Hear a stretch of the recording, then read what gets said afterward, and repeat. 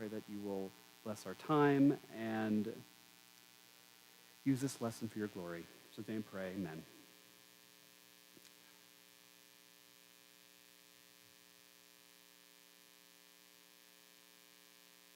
We good? Okay, so we are continuing our study of Samuel. Last time we did what I called a son lost, a son found, about the misgoings on with the family of David, his sons, and all their shenanigans.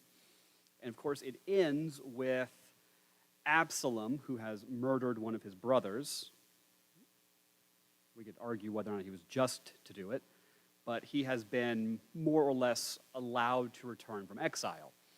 So today we're going to do something rather ambitious. We're going to try and get through about 4 chapters because I just don't see much of a reason to spread it out, and this way we'll get the whole story. So we're going to get the tale of Absalom. Just try and knock out the whole thing. I say 4 chapters, it's about 3.5, but we want to get the whole picture of what's going on. So we begin kind of at the end of chapter 14. Absalom has returned from exile, and he's allowed to live adjacent to David, but he's not allowed to be in the presence of David. So we begin in verse 25. No man in all Israel, goes back to when we were first introduced to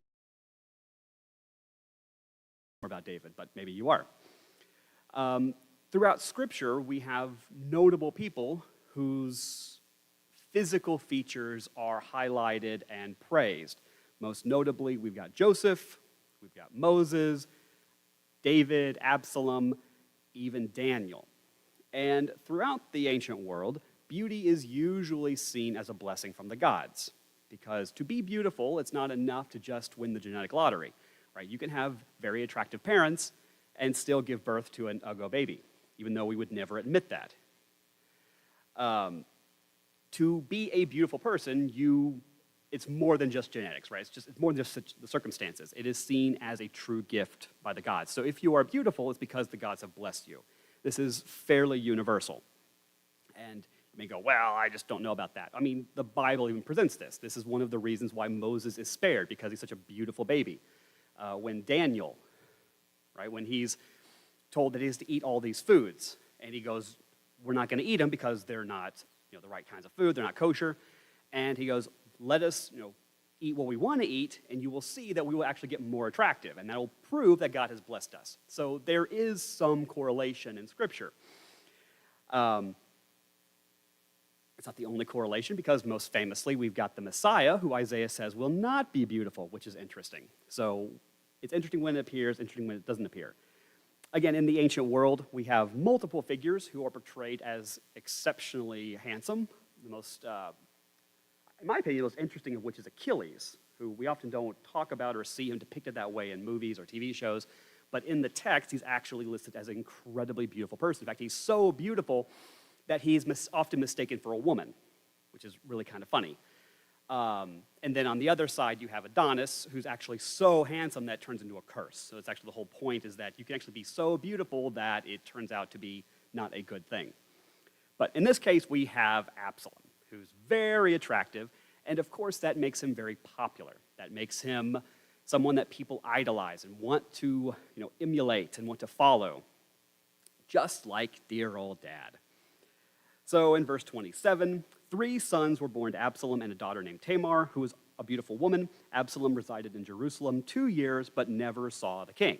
Right? He's been allowed to return from exile, but he is not allowed to be in the king's presence, which is an odd line to establish. Right? You can come back to Jerusalem, but you can't have an audience with me. Then Absalom sent for Joab in order to send him to the king, but Joab was unwilling to come. So he sent him again, a second time, but he still wouldn't come. So Absalom knows that Joab can get David to do pretty much anything. In fact, David's becoming increasingly passive. So he knows if he goes to Joab and kind of goads Joab, Joab will then tell David, and then David will have to let him in. In fact, it was Joab, right, who kind of talked/tricked David into letting Absalom come back. So he knows if anyone has David's ear, it's going to be Joab. So in verse 30, then Absalom said to his servants, "See, Joab has a field right next to mine. He has barley there. Go and set fire to it. So Absalom's servants set the field on fire. And that seems like a pretty stark escalation, right? He needs Joab's attention, so he's going to go and start vandalizing his property. This is just who Absalom is, right? He just does whatever he wants, and he knows nothing's going to happen to him because he's the crown prince. So this shows quite a lot about not only Absalom's character, but also the fact that David and even the people around David just let him literally get away with murder. So setting fire to a field is nothing compared to murdering your own brother. So in verse 31, Joab came to Absalom's house and demanded, "Why did your servant set my field on fire?" Well, obviously, it's because I needed your attention. Nothing quite gets your attention like setting your property on fire. Mission accomplished, right? So in verse 32, "Look," Absalom explained to Joab, "I sent for you and said, 'Come here, I want to send you to the king to ask, why have I come back from Geshur? I'd be better off if I were still there. So now let me see the king. If I am guilty, let him kill me.'" And this is just Absalom poking the bear. He just can't help himself. Because he's not wrong. If David wants me dead, he can have me killed. If David doesn't want me in Jerusalem, if he's not going to restore me, then he shouldn't have sent for me. He shouldn't let me come back. So basically, either pardon me completely or have me killed, like one or the other. Of course, he knows his dad isn't going to kill him at this point. He was never going to kill him. So this is just him kind of asserting his dominance, just like setting the field on fire. He knows Joab isn't going to do anything because David won't let him do anything. Because this is just Absalom asserting his authority and throwing his weight around. So in verse 33, Joab went to the king and told him. So David summoned Absalom, who came to the king and bowed down with his face to the ground before him. Then the king kissed Absalom. As I've already explained, we are firmly in the old stage of David's life. He's fairly passive, he's practically impotent, and he just lets things happen. He is not going to punish Absalom. Nothing's going to happen to Absalom. And Absalom knows it. He can do whatever he wants. And things are going to get really bad really quickly. Because Absalom knows he can literally get away with murder. So now in chapter 15. So that was kind of all just the culmination or the conclusion of the previous chapter, and now we're fully in the story of Absalom as the kind of his play for the throne. So in verse 1, after this, Absalom got himself a chariot, horses, and 50 men to run before him.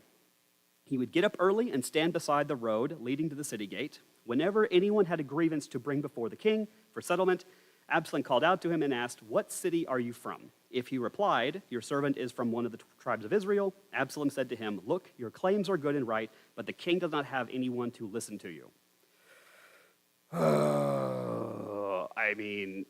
Is Absalom wrong? David's been rather passive. David really has been skirting his chores. He's not governing the way he should. He's not administering justice the way he should. So Absalom is just sitting outside the city gates or the palace or wherever he's sitting, and people come up. He's like, "What are you here for?" Like, "Well, we have to see the king because of some dispute." And he goes, "Well, you could see the king. He's not going to do anything. But if you come to me, I'll make sure you get justice." And the people, at this point, they're not going to question Absalom. Or maybe they know that David isn't really doing anything. He's just kind of plodding around the palace, not being king, not doing his job. And so they're like, "Okay, we can go to Absalom. He'll get the job done." So verse 4, he added, if only someone would appoint me judge in the land, then anyone who had a grievance or dispute could come to me, and I would make sure he received justice. When a person approached to bow down to him, Absalom reached out his hand, took hold of him, and kissed him. Absalom did this to all the Israelites who came to the king for a settlement. So Absalom stole the hearts of the men of Israel.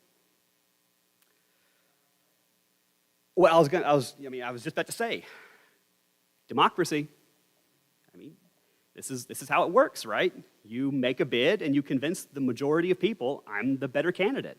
Now, you got the king. You can't really vote a king out of office, but if the king doesn't do his job, eventually the people will find someone who will. And here's Absalom who wants the job, and he's like, if you give me the power, then I'll make sure you get justice. Now, we can say, obviously, Absalom is not really the person we want on the throne, or he's not really a good person, but the people are fed up. They're tired of David. They're tired of David not doing his job. We kind of had a warning last time. We got Ecclesiastes, Proverbs. If the king doesn't do his job, right, if the king doesn't administer justice, the people will revolt eventually. Ecclesiastes 4:13, better is a poor but wise youth than an old and foolish king who doesn't pay attention to warnings. David has had every possible warning. You can't tell me that David doesn't know what Absalom is doing. He's just letting it happen.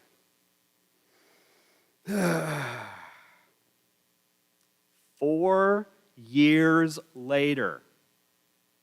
This has been going on for 4 years. Absalom sitting in Jerusalem, basically telling the people one by one, like a politician, you could either stick with this king who's not going to do anything, or you can back me. And David has just let this happen for 4 years. I don't know if this is a good passage to talk about this week or a bad one, because we have an election on Tuesday. I'm not telling you which way to vote. This seems appropriate. Not much. So in verse 7, when 4 years had passed, Absalom said to the king, please let me go to Hebron to fulfill a vow I made to the Lord. For your servant made a vow when he lived in Geshur of Aram, saying, if the Lord really brings me back to Jerusalem, I will worship the Lord in Hebron. So Hebron is significant because this is where David was crowned king. This is where he was declared king of Judah.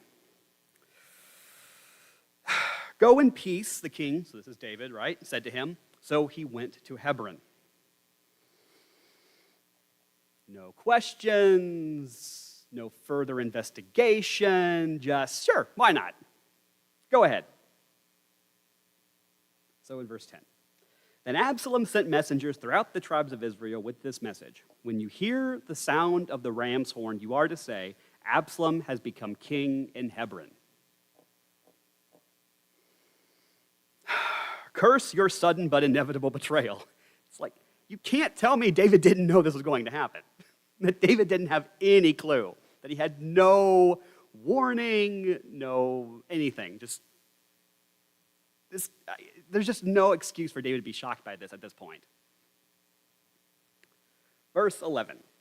200 men from Jerusalem went with Absalom. They had been invited and were going innocently, for they knew nothing about the whole matter. While he was offering the sacrifices, Absalom sent for David's advisor, and Ahithophel, the Gilonite, from his city of Gilo. So the conspiracy grew strong, and the people supporting Absalom continued to increase. We're going to find out that this Ahithophel guy is fairly significant. Verse 13, then an informer came to David and reported, the hearts of the men of Israel are with Absalom. David said to all the servants with him in Jerusalem, get up, we have to flee, or we will not escape from Absalom. Leave quickly, or he will soon overtake us, heap disaster on us, and strike the city with the edge of the sword. So, Absalom has officially made his bid. He has sounded the trumpets. He's declared himself king. He has built up 4 years of support. So this is not a shock to anybody, apparently. He's got a lot of the masses on his side, and a lot of this are probably from people who are disgruntled with David. So this is a problem, right? David hasn't doing his job. He hasn't been a very good king these last couple of years. And not only that, but he has won over some of David's most trusted advisors. So this is a major coup. And yeah, you may think, 200 men, that's not much. The American Revolution started with 77. It doesn't take much to convince the people that the government is weak. Take that however you want. So Absalom is about to storm Jerusalem with 200 men, and David knows he is not strong enough to fight that off. That's how weak David has gotten and how weak his support has gotten. Happens fast. Verse 15. The king's servant said to him, whatever my lord the king decides, we are your servants. Then the king set out, and his entire household followed him. But he left behind 10 concubines to take care of the palace. So the king set out, and all the people followed him. They stopped at the last house, while all his servants marched past him. Then the Kerethites, the Pelethites, and the Gittites, 600 men who came with him from Gath, marched past the king. So he's just abandoning Jerusalem, basically. He's getting what support he can, but also is not mustering much support either. This is a very bad situation for David. Verse 19, the king said to Ittai the Gittite, "Why are you also with us? Go back and stay with the new king, since you're both a foreigner and an exile from your homeland. Besides, you only arrived yesterday. Should I make you wander around with us today while I go wherever I can? Go back and take your brothers with you. May the Lord show you kindness and faithfulness." Verse 21, but in response, Ittai vowed to the king, "As the Lord lives, and as my lord the king lives, wherever my lord the king is, whether it means life or death, your servant will be there." "March on," David replied to Ittai. So Ittai the Gittite marched past with all his men and the children who were with him. Everyone in the countryside was weeping loudly while all the people were marching past. As the king was crossing the Kidron Valley, all the people were marching past on the road that leads to the desert. So David is now officially a king in exile. And there are people who are sad about this, obviously. There are people who do support David or who do not relish, whether they personally support David or not, they are not looking forward to a civil war. Because no one wins in a civil war, pretty much. It's going to be death on both sides. You've got brothers fighting his brother, and just the entire land is going to be devastated.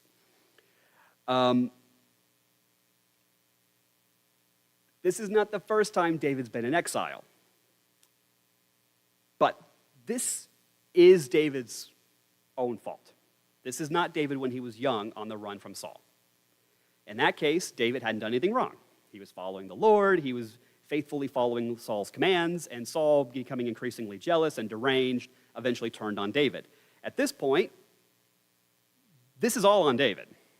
Right? He has had multiple opportunities to govern correctly, to chastise, punish his children, kind of subvert all of this, to kind of keep all of this in check, and he has not. He has allowed this to fester, and now the situation has erupted. So I don't think David is really the victim at this point.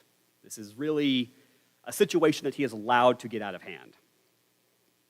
Verse 24, Zadok was also there, and all the Levites with him were carrying the Ark of the Covenant of God. They set the Ark of God down, and Abiathar offered sacrifices until the people had finished marching past. Then the king instructed Zadok, "Return the Ark of God to the city. If I find favor in the Lord's eyes, he will bring me back and allow me to see both it and its dwelling place. However, if he should say, 'I do not delight in you,' then I am here. He can do with me whatever pleases him." So David is not only in exile, he's brought the ark with him, which is interesting. I'm not sure why he brought it in the first place, but he's brought it with him. Again, this is very reminiscent of some of his moments when he was on the run from Saul, but I jokingly wanted to call this David going full Calvinist. This bit kind of annoys me because we've seen this creep out of David before. So this is kind of a meme. I too am extraordinarily humble. So David's in exile. He's brought the ark with him, and he has sent the ark back to Jerusalem. I guess he assumes or knows that Absalom's not going to do anything to it. He's not going to go after the priest, not going to desecrate the ark in any way. And David then has this moment where he goes, "It's all God's will. Whatever happens is because God wants it to happen. I'll just accept whatever happens, and if I'm allowed to come back, I'm allowed to come back. If I'm not, this is all on God." This is kind of how he reacts after the Bathsheba incident. Well, you know, whatever happens, happens kind of thing.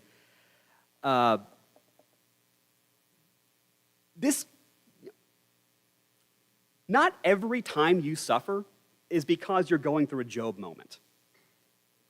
Sometimes things happen because you've screwed up. So it could be that it's not that this is all just necessarily God's plan for David to be in exile at this moment and to have Absalom tear the country in part, but these are the consequences of David being a bad king and not governing the way he was supposed to, not being faithful with what God had given him. Again, this is from Psalm 51. This is the psalm he wrote supposedly after he's confronted about Bathsheba. And very famously in verse 16, he says, "You do not want a sacrifice, or I'd give it. You are not pleased with the burnt offering." I mean, that's all true. There is no sacrifice he can offer. What God wanted was obedience. But after you've already committed the offense, obedience isn't enough anymore. Right? You've rebelled. You have done something wrong, and there's going to be punishment for that. So he's like, well, you'd want obedience. Well, I mean, yeah, fair enough. And this is true of this situation. He's in exile because he screwed up, because he's done some, he hasn't been a very good steward with the kingdom that God has given him. So in verse 27, the king also said to Zadok the priest, "Look, return to the city in peace, and your 2 sons with you, your son Ahimaaz and Abiathar's son Jonathan. Remember, I'll wait at the fords of the wilderness until word comes from you to inform me." So Zadok and Abiathar returned the ark of Jerusalem and stayed there. So he sent the priests with the ark. Then in verse 30, David was climbing the slope of the Mount of Olives, weeping as he ascended. His head was covered, and he was walking barefoot. Each of the people with him covered their heads and went up, weeping as they ascended. Then someone reported to David, "Ahithophel is among the conspirators with Absalom." "Lord," David pleaded, "please turn the counsel of Ahithophel into foolishness." So he's ascending the Mount of Olives. Of course, we know the Mount of Olives from the New Testament. It's the hill to the east of Jerusalem. They're covering their heads, they're in mourning, they're weeping, and so on. And he has now been told that one of his counselors has turned and is now helping Absalom. And this is a particularly devastating blow.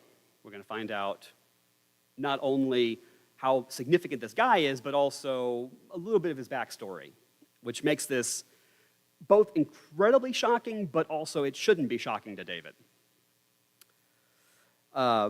And he makes this interesting plea because, again, David has, a lot of this is because of David. But he's now made this plea. He's asked God. Basically, he had this counselor who's very wise. We're going to get a little of his backstory. And he basically says, make it so that, he doesn't say Absalom, but Absalom doesn't listen to the counselor. So he wants God to intervene to try and fix all of this, to basically fix his mess. So in verse 32, when David came to the summit where he used to worship God, Hushai the Archite was there to meet him with his robe torn and dust on his head. David said to him, "If you go away with me, you'll be a burden to me. But if you return to the city and tell Absalom, 'I will be your servant, my king. Previously I was your father's servant, but now I will be your servant,' then you can counteract Ahithophel's counsel for me." Wise man says, "Believe God, but tie up your camel." So much for just trusting God. He's going to send his own little spies there to poison the well. Verse 35. "Won't Zadok and Abiathar the priest be there with you? Report everything you hear from the king's palace to Zadok and Abiathar the priests. Take note, their 2 sons, Zadok's son Ahimaaz and Abiathar's son Jonathan, are there with them. Send me everything you hear through them." So Hushai, David's personal advisor, entered Jerusalem just as Absalom was entering the city. So David's got his little spy there to try and undermine Ahithophel's counsel. Chapter 16. When David had gone a little beyond the summit, Ziba, Mephibosheth's servant, was right there to meet him. He had a pair of saddled donkeys loaded with 200 loaves of bread, 100 clusters of raisins, 100 bunches of summer fruit, and a skin of wine. The king said to Ziba, "Why do you have these?" Ziba answered, "The donkeys are for the king's household to ride, the bread and summer fruit are for the young men to eat, and the wine is for those to drink who become exhausted in the desert." We remember Mephibosheth, right? This is the little crippled boy, son of Jonathan. When David was all like, "Oh no, Jonathan, poor Jonathan, I need to show kindness to Saul's family because I made that promise that I haven't up to this point, I haven't kept." So he has Mephibosheth, and he comes, and he sits at his table, and it's supposed to be this wonderful moment. So this is clearly Mephibosheth repaying David for all the kindness he's given. No, of course not. Verse 3. "Where is your master's grandson?" the king asked. "Why, he's staying in Jerusalem," Ziba replied to the king. "For he said, 'Today the house of Israel will restore my grandfather's kingdom to me. Curse your sudden and inevitable betrayal. So Mephibosheth, the poor little tiny Tim, the crippled boy that's basically been acting as David's pet these last couple of years, because David need to, parade him around the palace to show how kind he was to Saul, even though he was, not very kind to all the others. Apparently Mephibosheth isn't siding with David. Apparently he's not being very loyal to David, maybe because he hasn't really seen David's kindness as very kind. Remember, David's like, I'll give you all your father's lands or your grandfather's lands, but you're not allowed to leave Jerusalem, basically under house arrest. That's, how can Mephibosheth not be more grateful to David? A gold leash is still a leash, and an abused dog will eventually bite you. Verse 4, the king said to Ziba, all that belongs to Mephibosheth is now yours. Well, so much for keeping it with Mephibosheth, and it'll be for yours for all eternity. Now he knows Mephibosheth has abandoned him, is now siding with Absalom, and he's now giving all that stuff and going to give it to Ziba. So because he now recognizes Mephibosheth as a traitor. Although, is he really a traitor? He's just kind of doing what we should have expected from the beginning. I bow before you, Ziba said. May the Lord look favorably on me, my lord the king. So verse 5, when King David got to Bahurim, a man among the family of the house of Saul was just coming out. His name was Shimei, son of Gera, and he was yelling curses as he approached. He threw stones at David and all the royal servants, the people and the warriors on David's right and left. Shimei said as he cursed, get out, you worthless murderer. The Lord has paid you back for all the blood on the house of Saul, in whose place you became king, and the Lord has handed the kingdom over to your son Absalom. Look, you are in trouble because you're a murderer. Sorry? Yeah, is he wrong? No, he's not. In fact, this to me is particularly telling because when we have his whole exchange with Michal at the end, and Michal, tells David that she thinks he was an idiot, and Michal starts cursing. He doesn't curse Michal, he curses Saul. And he's like, who are you to tell me how to be king? Because God took the crown from your father and gave it to me. And because I have it, that's proof that I'm worthy to be king and I'm so great and blah, blah, blah. And then the very next chapter is where God shows up and tells David, don't get your head too big. I took the crown from Saul, I could take it from you. So here's this servant of Saul's family basically yelling at David saying, well, the crown's not yours anymore, which clearly means the blessing has left you. Now, of course, we know from the Davidic covenant, God has promised he's not going to remove the blessing, although he promised it won't be removed from his family. He never said that his own kids couldn't take the crown from him. So this is complicated. And David seems to have some awareness of the irony in all of this. So in verse 9, then Abishai, son of Zeruiah, said to the king, why should this dead dog curse my lord the king? Let me go over and cut his head off. That's quite an extreme reaction. Verse 10, the king replied, sons of Zeruiah, do we agree on anything? He curses me this way because the Lord told him, curse David. Therefore, who can say, why did you do that? David basically acknowledges he's not wrong. I'm not ruling in Jerusalem right now. I'm effectively not the king, basically Absalom. So him pointing it out and saying, God's blessing has left you because I'm not the king. Is it any different than how David was cursing Saul previously when he was telling Michal, your family's not blessed anymore because I've got the crown?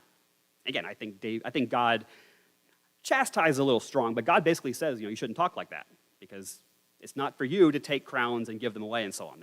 I'm the one that does this. So David realizes, right, the crown's no longer mine. This is all part of God's will in some sense. Again, David's had a kind of Calvinistic awakening in all of this, which is kind of funny to me.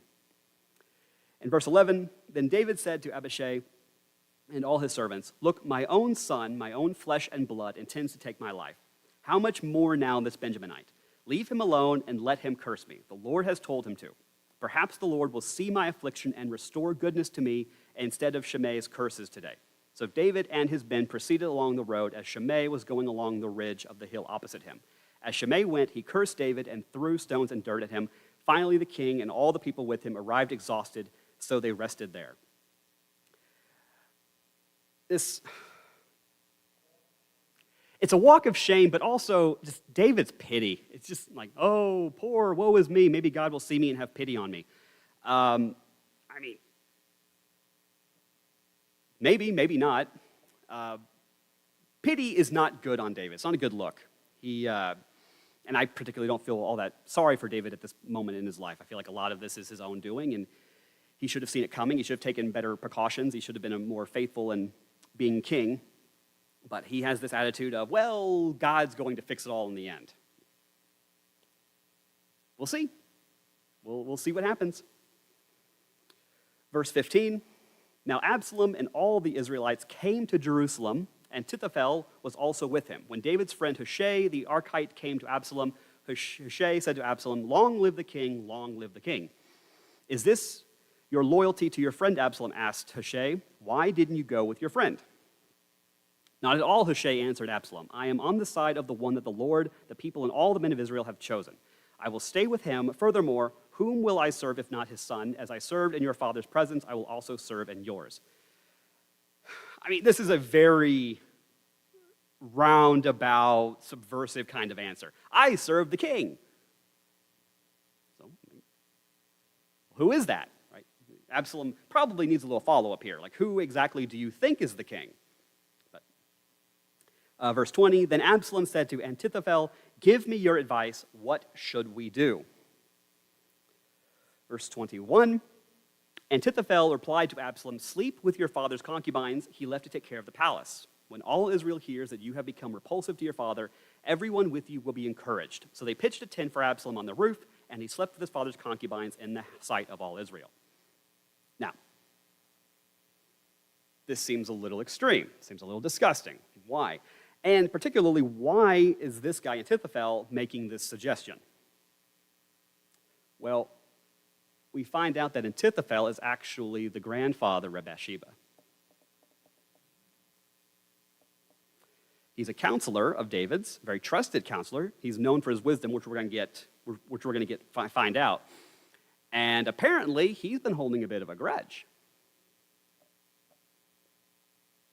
Apparently, he's not very happy with what's happened with Bathsheba. So this is his great revenge. Not only that, but this was foretold by the prophet, right? He was told after he slept with Bathsheba and after all that happened with Uriah, the prophet said to him that because you took one man's wife, right, your wives and concubines will be taken from you.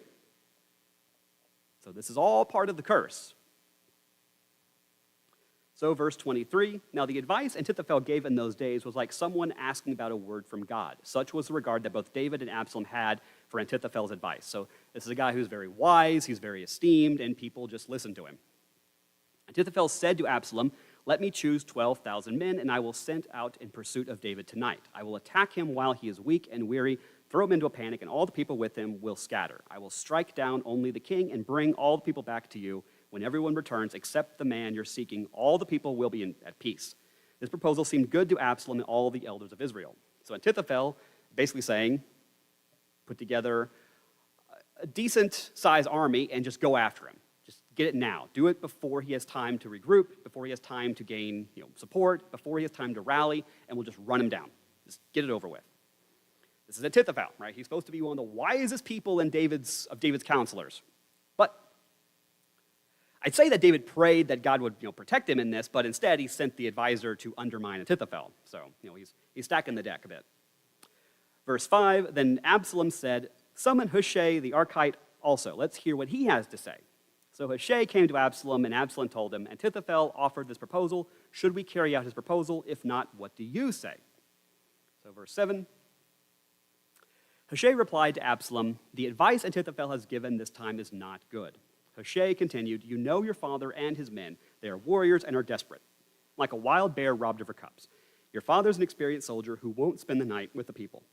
He's probably already hiding in one of the caves or some other place. If some of our troops fall first, someone is sure to hear and say, There's been a slaughter among the people who follow Absalom. Then even a brave man with the heart of a lion will melt because all Israel knows that your father and the valiant men with him are warriors. So Hushai is saying David's already dug in somewhere, he's already got support, and if you go after him now, it's going to be a mistake.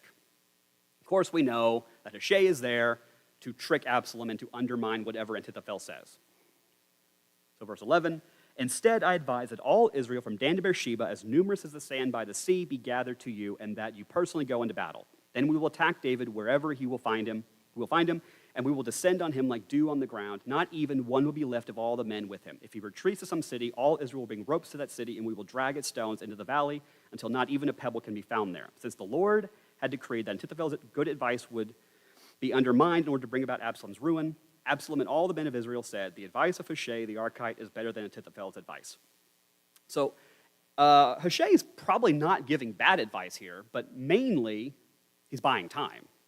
Right? Because for Absalom to gather all of Israel, right, from Dan to Beersheba, that's going to take a long time. Right? He's going to have to send messengers, he's going to have to rally. So this is all, as far as I can tell, this is just one big Hail Mary. He's just doing whatever he can to get David as much time as possible so that David can get his own support, try and rally the people on his side, and just hope that David can get a bigger army than Absalom will. So verse 15, Hushai then told the priests of Zadok and Abiathar, this is what Ahithophel advised Absalom and the elders of Israel, and this is what I advised. Now send someone quickly and tell David, don't spend the night at the wilderness ford of the Jordan, but be sure to cross over, or the king and all the people with him will be destroyed. So Hushai is not only giving him this advice, but he's slipping a messenger to warn David of what's about to happen so that David, he can respond accordingly and he can get out of Absalom's range of scouts, spies, whatever.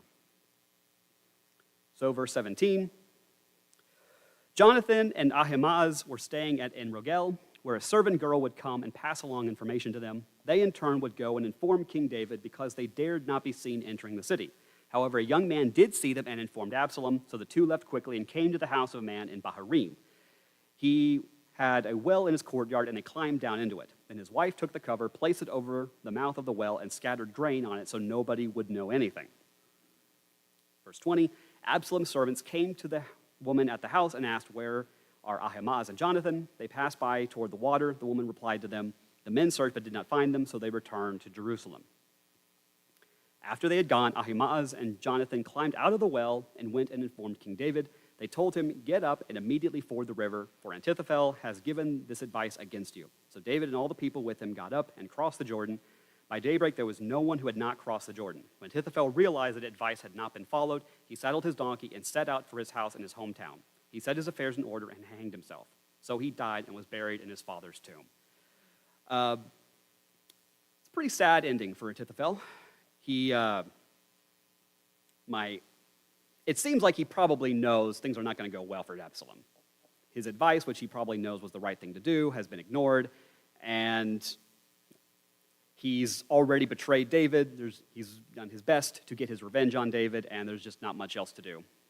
And this might also be his attempt at saving whatever honor he can for his family.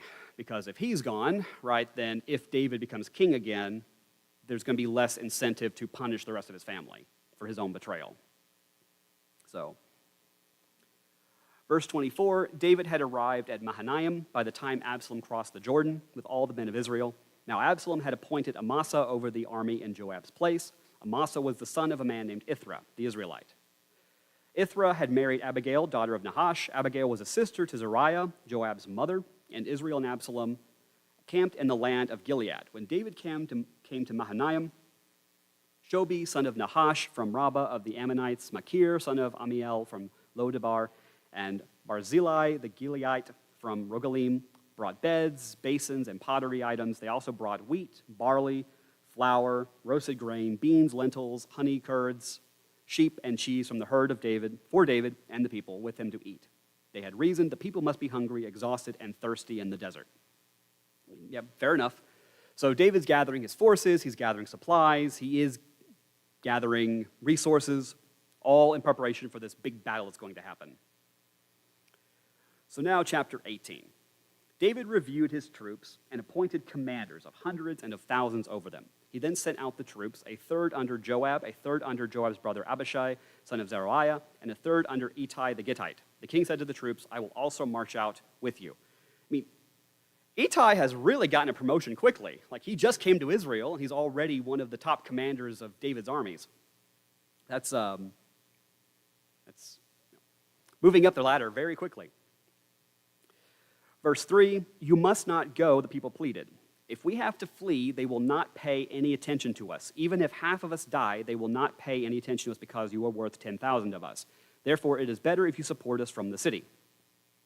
I mean, they're not entirely wrong, right? There's a reason why in chess, the game is over if you capture the king. You don't kill the king in chess, right? Because once you capture the king, the game's over. But that's also part of why you have king, so that they can lead the forces, because the king is a symbol, right? He leads the battle. You need the king on the field. However, we've known for a while that David hasn't really gone out with the army anymore. He's pretty much turned it over to Joab. So in verse 4, you would think that if there was a moment in David's life when he would finally realize, I probably need to be there with the army, I need to show them that I deserve to be king, that I'm willing to lead, that you can trust me, now is the time, right? Now is the time to reestablish their faith in him as a leader, as a commander, as king. No, of course not. He's not going to do that. Why would he do that? I mean, he's probably 60s. I don't know. Probably a decent age. I mean, Absalom is probably in his 30s, maybe. But he's still king. You're either old enough to be king, you're either capable of being king or you're not. If he's too old, he should abdicate. Give it to one of his other sons. Give it to Absalom. But he doesn't come out and just say, this is what I'm going to do, or this is what I think I should do, or so on. He says in verse 4 the most wishy-washy thing he could. He goes, I will do whatever you think is best. The king replied to them,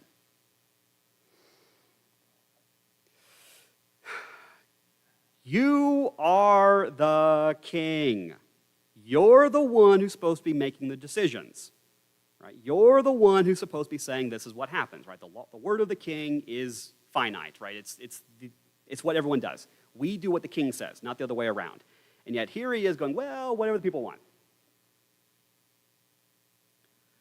Does he even want the crown anymore? I don't know. It's crazy.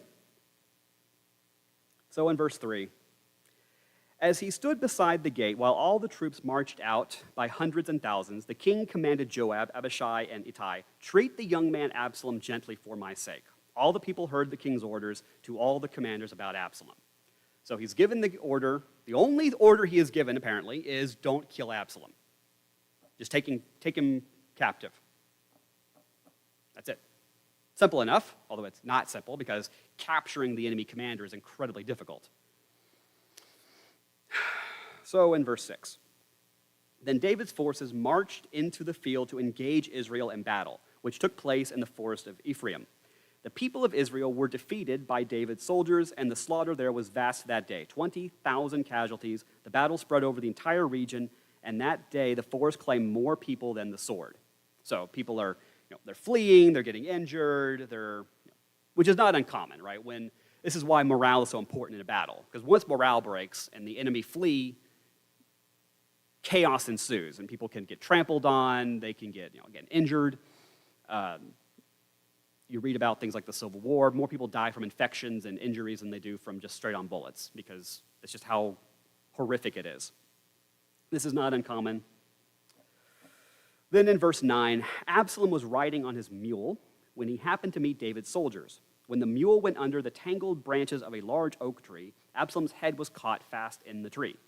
The mule under him kept going, so he was suspended in midair.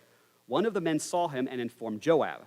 He said, I just saw Absalom hanging in an oak tree, which is funny, but also rather foreshadowing, right? He's hanging from a tree, which, sounds like death, right? It's a symbol of death, right? He's just hanging there. Now, we know David's orders, right? Don't kill him. But David's not there because he's been hanging back because the people told him not to. So verse 11, you just saw him, Joab exclaimed. You saw him there. You just leave him. Just leave him there hanging in a tree. Why didn't you strike him to the ground right there? I would have given you 10 silver pieces and a belt. 10 silver pieces, that's nice and all, but the belt, oh boy, I would have done anything for a belt. I don't know why the belt is important. Like, I would think the silver piece would be worth more than the belt. But the belt, that should have cinched the deal. The man replied to Joab, what? I don't know. I get it. Oh, yeah. Even if I had the weight of 1,000 pieces of silver in my hand, I would not raise my hand against the king's son. For we heard the king command you, Abishai and Ittai, protect the young man Absalom for me. If I had jeopardized my own life and nothing is hidden from the king, you would have abandoned me. This is great. He's like, I'm not going to kill the king's son. If I had killed the king's son, no one's going to protect me, right? You're going to throw me under the bus because this is just who Joab is, right? David finds out that I killed him. My head's gone. Like, I'm not going to touch Absalom. So, verse 14, Joab said, I'm not going to waste time with you. He then took 3 spears in his hand and thrust them into Absalom's heart while he was still alive in the oak tree. And 10 young men who were Joab's armor bearers surrounded Absalom, struck him, and killed him. So, as I've already said, Joab is a really interesting character. And not that I would in any way condone this show, but in the show Game of Thrones, there's a character there called the Mountain. And he's this big, hulking brute of a guy. And he basically is there to do the king's dirty work. He's there to do the job that no one else wants to do. So he's a very trusted servant. Because again, he's the one that you turn to when no one else wants to do the job, or the job is incredibly sensitive and you know it needs to be done. That's who Joab is, basically. He does David's dirty work. He's prepared to do what needs to be done. So when David wanted Absalom back, he's the one who got Absalom back. Right? When David needs someone to climb up through the water hole in Jerusalem to take the city, Joab pretty much single-handedly does it. He does the impossible, and he does the dirty work. And Joab knows Absalom can't be allowed to live. He has led the people against David. He's a threat to David. He's a threat to the kingdom. And Absalom needs to die. And Joab is going to do what needs to be done. He's going to do David's dirty work, even when he knows David doesn't have the will or the heart to say it. So he's going to kill Absalom, because that's just who he is, and that's just what his role is. So in verse 16, afterward, Joab blew the ram's horn, and the troops broke off their pursuit of Israel because Joab restrained them. They took Absalom, threw him into a large pit in the forest, and piled a huge mound of stones over him, and all Israel fled, each to his tent. Because once Absalom is dead, there's no reason to fight anymore. So prolonging Absalom or letting him live would have just prolonged the war. Again, this is a calculated, intentional moment by Joab. He knows Absalom needs to die. Verse 18, when he was alive, Absalom had set up a pillar for himself in the king's valley, for he had said, I have no son to preserve the memory of my name, so he gave the pillar his name. It is called Absalom's monument today. We just found out earlier that he had kids, so this might have been before he had kids, so he basically made his own monument before he had kids to make sure that his memory would be preserved. And apparently the monument is still around, which is interesting, because normally you don't leave up monuments to enemies or people who have made actions against the realm. And Absalom, led a civil war against David, and yet there's a monument to Absalom that's allowed to just stand in Israel. Oh boy, then verse 19. Ahimaaz, son of Zadok, said, please let me run and tell the king the good news that the Lord has delivered him from his enemies. I don't think David's going to think of this as good news. Verse 20, Joab replied to him, you are not the man to take good news today. You may do it another day, but today you aren't taking good news, because the king's son is dead. Joab then said to the Cushite, go tell the king what you have seen. The Cushite bowed to Joab and took off running. So this is not good news, right? And you have don't kill the messenger. So David's not going to be very happy to hear this, and it's not clear how he's going to respond. He may have the messenger killed. It's not clear. There's not going to be a reward for this. So Joab sends someone, my guess is someone expendable, to tell David. Verse 22, however, Ahimaaz, son of Zadok, persisted and said to Joab, no matter what, please let me run behind the Cushite.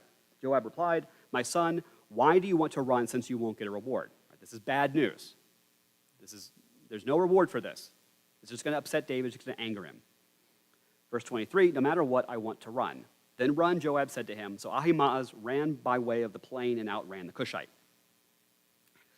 Verse 24, David was sitting between the two gates when the watchman went up to the roof of the gate and over to the wall.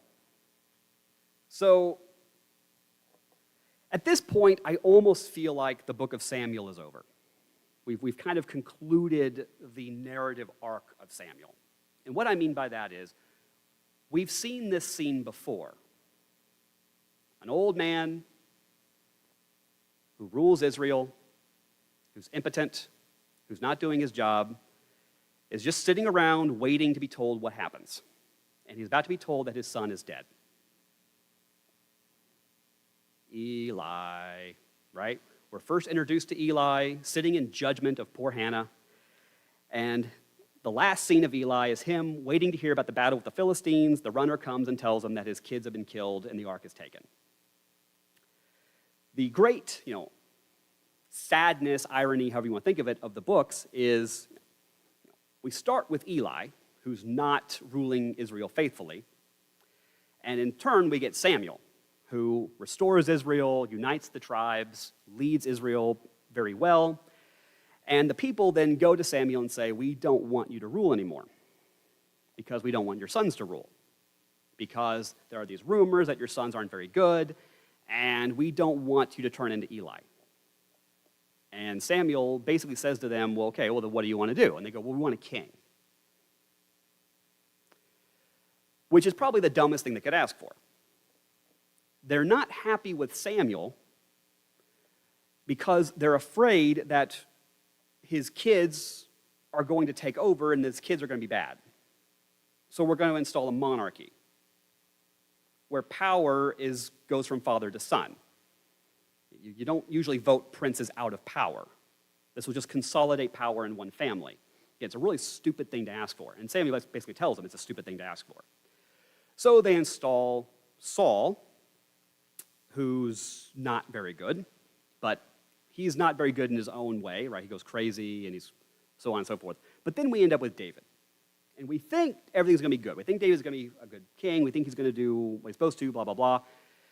And once he finally gets all of Israel, once he finally becomes king, what does he do? Well, he doesn't really do much of anything. He just kind of piddles around the temple or the palace. He lets his sons get away with whatever they want, get away with murder, kind of like Eli. When he needs to step in and kind of take control and chastise his kids, he doesn't do it. He just lets it happen, kind of like Eli. David is basically turning into Eli,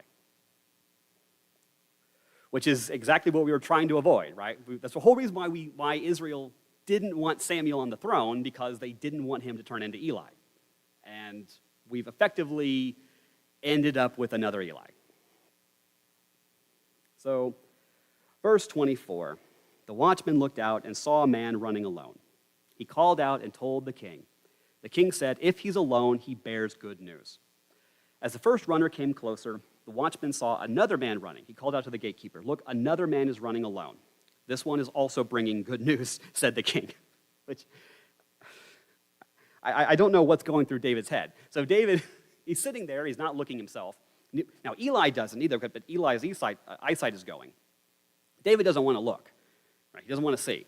So he's sitting there, he's like, okay, one messenger is a good sign, right? Because if it's one messenger, whatever he tells me doesn't need to be confirmed. Now, in the ancient world, usually you need to send two messengers, because one person isn't enough. You need a second person to validate. And this is true of either good news or bad news. So if you win, you need two messengers because you need someone to validate the first message. We won, and then someone else comes and says, we won. This is especially true of bad news because it's not enough to just have one person show up. Also, another thing is, if one person shows up, my dad used to say, the first liar doesn't have a chance. If one person shows up, how do you know that that person didn't desert? Or that that person isn't saying something to cover himself or cover his own skin or whatever? That's why you need the second person to confirm, yes, we have been sent together to tell you whatever the news is. But David's logic seems to be initially, well, if it's two people, that's bad because the second person is going to confirm the bad news. But then he's told there are two messengers, and he goes, oh, then it must be really good news. Which, again, it just shows that he's kind of clinging to hope. Verse 27, the watchman said, the way the first man runs looks to me like the way Ahimaaz, son of Zadok, runs. I don't know if that's a compliment, that you have a distinct run. This is a good man. He comes with good news, the king commented. So David is really hoping that he's going to hear something he wants to hear. Verse 28, Ahimaaz called out to the king, all is well, and then bowed down to the king with his face to the ground. He continued, may the Lord your God be praised. He delivered up the men who rebelled against my lord the king. So he's told it's good news, which, in the grand scheme of things, it is good news. Right? The rebellion has been squashed. Israel has been restored. David is king again. This should be good news, but David's not going to take it as good news.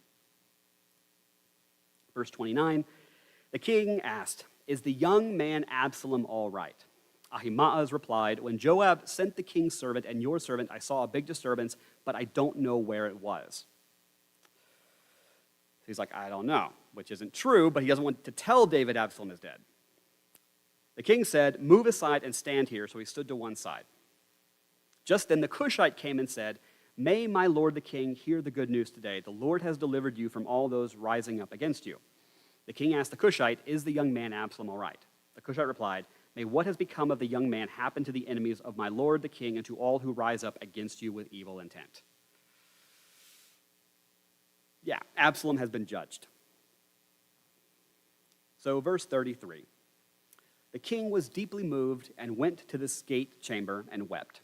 As he walked, he cried, my son Absalom, my son Absalom, if only I had died instead of you.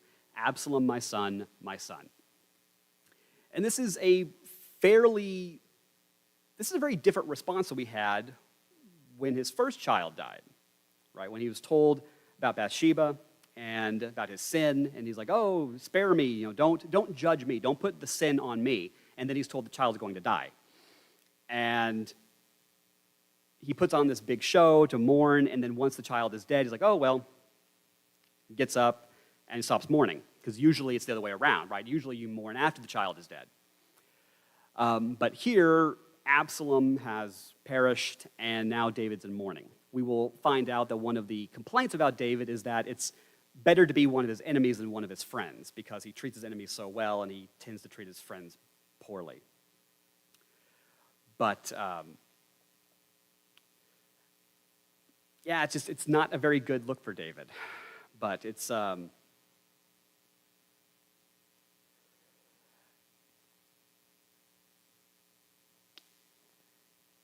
guess it just shows how he I don't know. I find this to be an interesting story for what we're facing. Just what happens when you don't administer justice the way you're supposed to, and the consequences of that, how God will respond.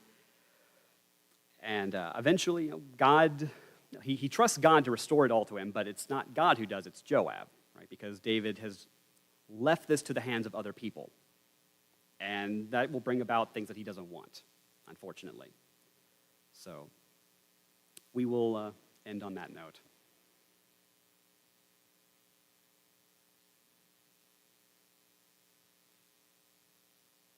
Take a lifetime, but there are consequences to decisions. All right, let's close in prayer. Father, thank you for tonight, for the time to study your word. We Pray, Lord, that you would just underscore into our hearts and lives the things that we need to remember. Thank you for James, and continue to bless him as he teaches. Go with us now and bring us back Wednesday night. And Lord, be with those who are upon our hearts. Touch their lives. Give them comfort and healing. In Jesus' name.